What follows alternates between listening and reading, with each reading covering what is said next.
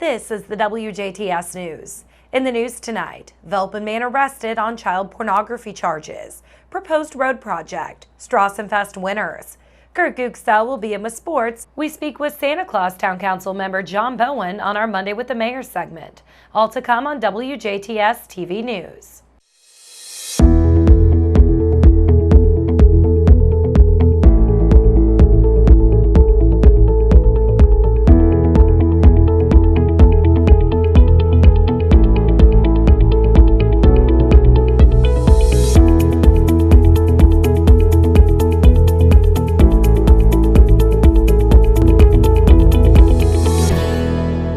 Good evening. I'm Jenna Schaffer with the news. A Velpen man was arrested on charges of child pornography on Friday.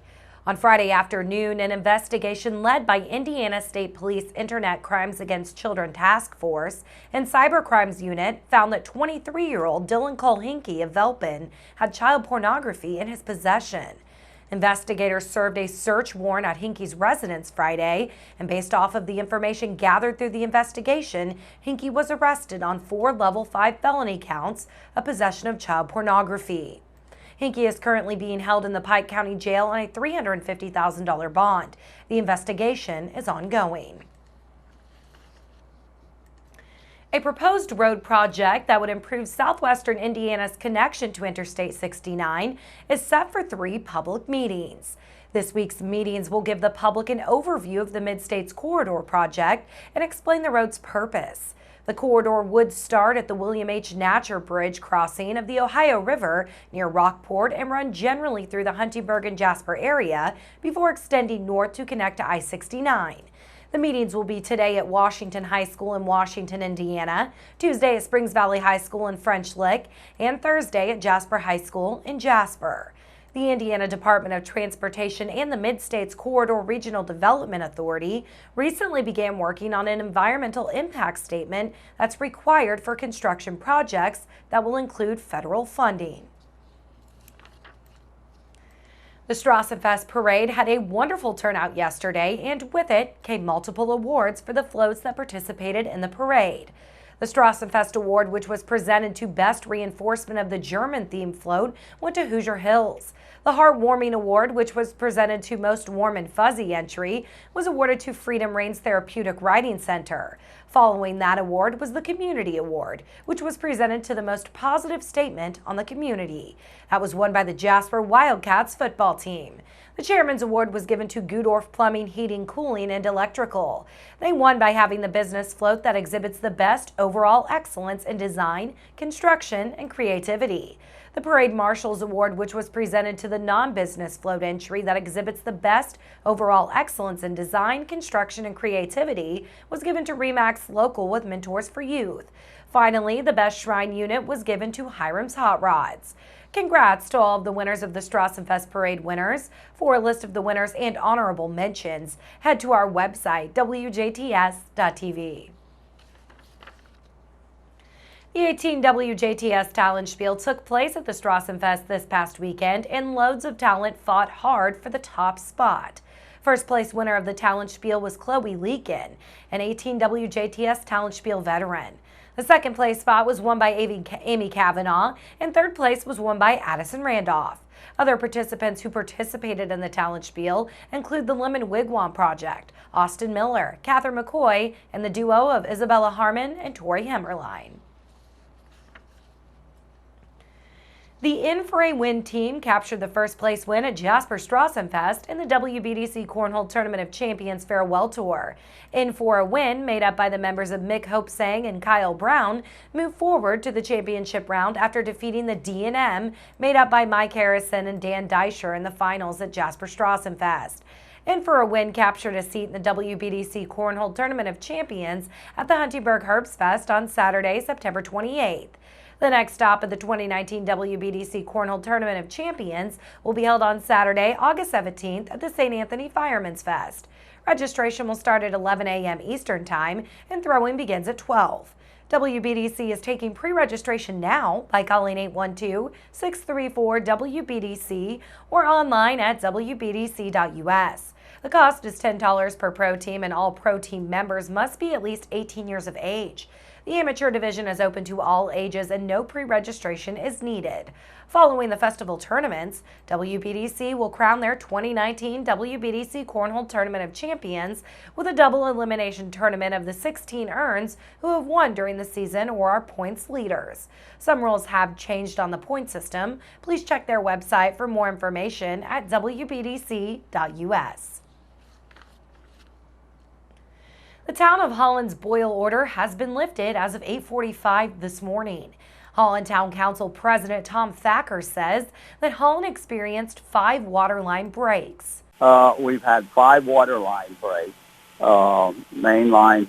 One of them, one situation, we had 3 breaks on one line, and that was due to the roots of one large tree. But we're going to be working with Patoka Water this morning to kind of regulate our lines in town as we get ready to take the water tower offline as well. So hopefully things will go smooth, but we had to do the boil orders to be safe for everybody. For any questions, you can call 812-536-3640. The Huntingburg Municipal Swimming Pool will be closed for the season on Tuesday, August 6, 2019. The splash park will remain open daily from 8:30 a.m. to 8:30 p.m. Admission is free. The splash park will close for the season on Friday, September 13th.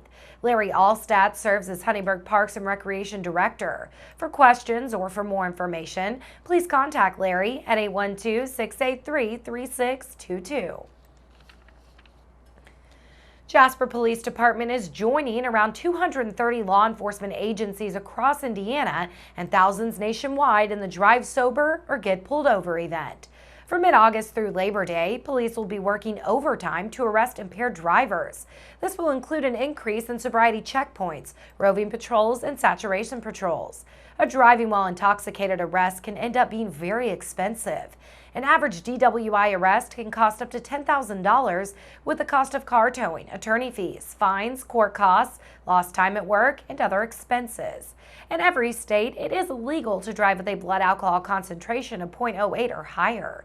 In Indiana, drivers under 21 with a BAC of 0.02 or higher are subject to fines and a license suspension for up to 1 year. Law enforcement recommends safe alternatives such as designating a sober driver, using public transportation, or celebrate in an area where you can stay until sober. For more information on the Drive Sober or Get Pulled Over campaign, visit our website at WJTS.tv. The Indiana State Fair is officially underway, and State Senator Mark Messmer is excited to celebrate the heroes of the Heartland. Here's Mark Messmer with his weekly report. Hello, this is State Senator Mark Messmer with this week's Messmer Report.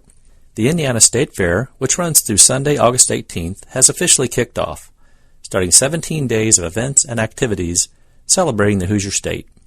This year's theme, Heroes in the Heartland, honors all protectors, guardians, and nurturers by highlighting a different set of Hoosier heroes each day, including those in the military, first responders, teachers, farmers, and many others.